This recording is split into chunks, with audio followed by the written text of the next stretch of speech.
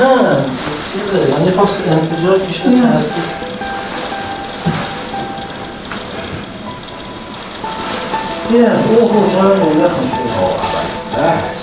سلام، من مسعود دهنوی هستم، مستندساز با داستان راش در خدمت شما. راش فیلم خام ویرایش نشده است.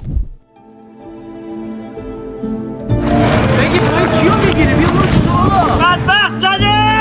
نمیتونم دروغ بگم. الانو بگید.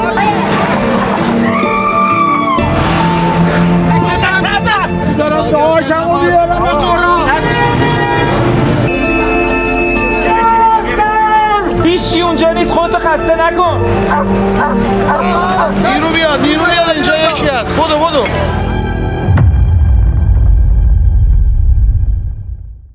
داستان این قسمت ما مربوط میشه به یک شب هولناک در تهران، شبی که انبار نفت شهران مورد اصابت موشک قرار گرفت. علی حاجیلو، دوست عزیز من، در اون لحظات اونجا بوده و یک قصه عجیب و مردمی رو قراره برای ما تعریف بکنه. من از علی دعوت کردم تا این قسمت خودش بیاد و راش ویژه‌ای رو که از اونجا تهیه کرده برای ما قصهش رو تعریف بکنه.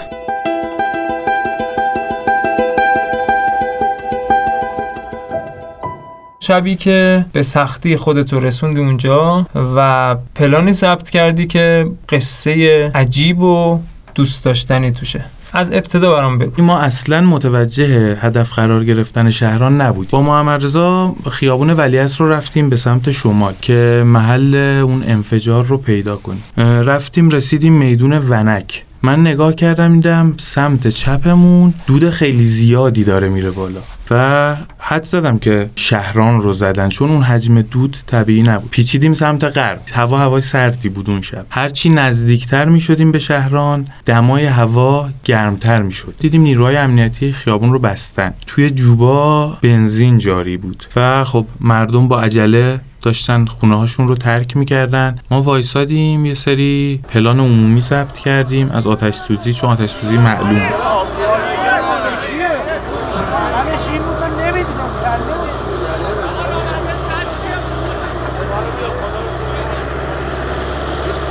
و من اینجا از محمد رضا جدا شدم. توی اون چهارراهی که وایساده بودیم دیدم دوباره یکی از بچه‌ها سوار موتور شده بره بالا. از بچه‌های امنیتی بهش گفتم که منم ببر تا بالا، من خبرنگارم، میخوام برم فیلم بگیرم. و سوار شدم. تقریبا تا نزدیکی محل حادثه رفتم. وقتی بالا رسیدم دیدم جوبای سرپوشیده که دریچه داره، علای دریچه آتیش میاد بیرون. اونجایی هم که آتیش وجود نداشت دود خیلی زیادی میومد بیرون. نیروهای آتش نشانی آتیش رو کنترل کرده بودن، با کفی که پاشیده بودن تو جوب‌ها مانع این شده بودن که این آتیش به پایین سرایت کنه، وگرنه فکر کنم تا لب همت آتیش میومد. من قصد داشتم برم به سمت مخازن که آتیش گرفته. چیزی که توجهمو جلب کرد این بود که یک سری آپارتمان، یک مجتمع مسکونی خیلی نزدیک به این مخازن وجود داشت که برقش قطع بود کاملا.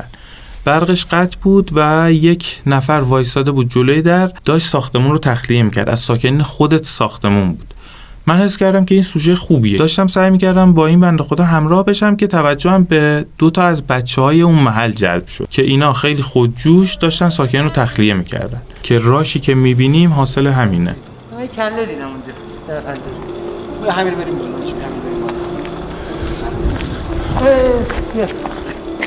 بالا. آقا کمک می‌خوای؟ تو ساختمان در اونجوری بستن. بریم بالا. یه همین رو بگی اولی میگیشو بریم. آقا خانم آقا لحظه پنجره رو باز میکنین؟ خانم باید تخلیه کنیم. ما 3 تا مریض داریم نمیتونن بیان، ما اینجا میمونیم. چجوریه؟ خب میتونیم آقا. لگنش بابام شکسته، مادرم حالش بده، خالم قلبش عمل کرده، ما چجوری بیان؟ خب این پدرتون لگنش شکسته، ویلچری چیزی نداره؟ نه اصلا حالش خوب نمیتونه بیان، ما میمونیم. پنجره رو ببینین، پنجره رو ببندین. همه درزا رو با یه پارچه خیس پوشونین. اگه میتونینم آره یه ماسک خیس، یه پارچه خیس جور دهنتون ببندین. نذارید. فقط لطفاً ببین تنفستون حواستون باشه با مثلا دود نیاد. تو دود بیاد رو خیلی اذیت می‌کنه. آبتون وصله؟ چی؟ آب وصله؟ آب وصله. خب الحمدلله. خوب. بچه‌ها شروع کردن طبقه‌های مختلف رو تخلیه کنن و خب صحنه جالبی که ثبت شده اینه که ما هر طبقه ای رو که تخلیه میکنن و پله ها رو میرن به سمت بالا، تو افق دیدمون این حجم زیاد آتیش رو میبینیم. کسی نیستنش.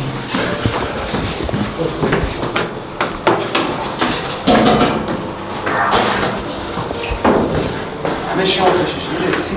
اگر بیا.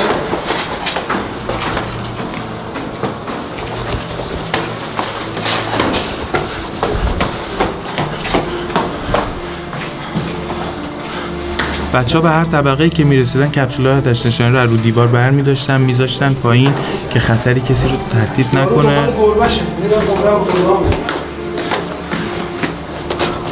این ساعت داماد بالا شد. یک ساعت. با دیست. اگر نمو بالایت شد.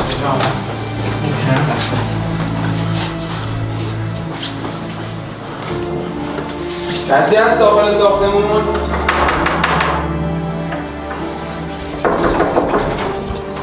آقا سلام. حال شما خوب هستین؟ سلام هستم.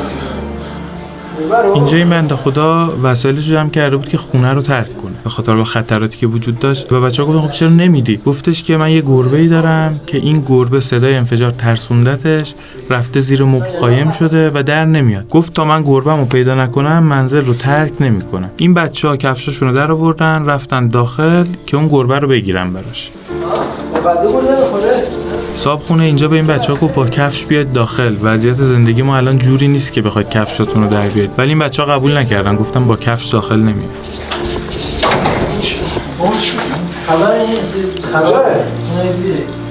میزنه ها. پنجره این خونه هم حجم آتیش و اون نور دیده میشه. خیلی عجیبه. این خیلی خونه نزدیک بود، درسته؟ نزدیکترین واحدا به اون مخازن بود دیگه.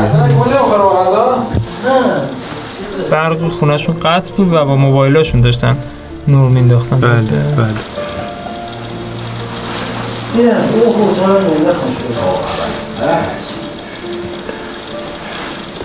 آخونشو گرفتی؟ نه ای بابا چند وقت خریدی؟ انگار یکی از اینا هم از گربه میترسی داره میپرسه که ناخوناشو گرفته یا نه. نه خود این آقا قبل اینکه بچه‌ها وارد شن گفتش که گربه داره چنگ میندازه نمیذاره بگیرمش. به خاطر اون بچه‌ها پرسیدن گفتن ناخوناشو گرفتی؟ گفت نه ناخوناشم نگرفته.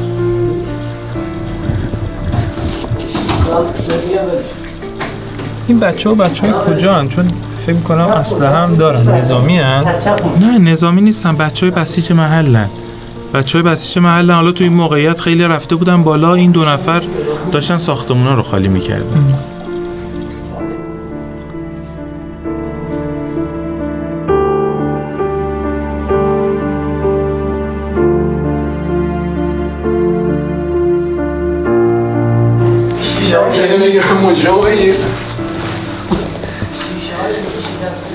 بیا ولش کن داداش، فقط الان برو. وسیله داری؟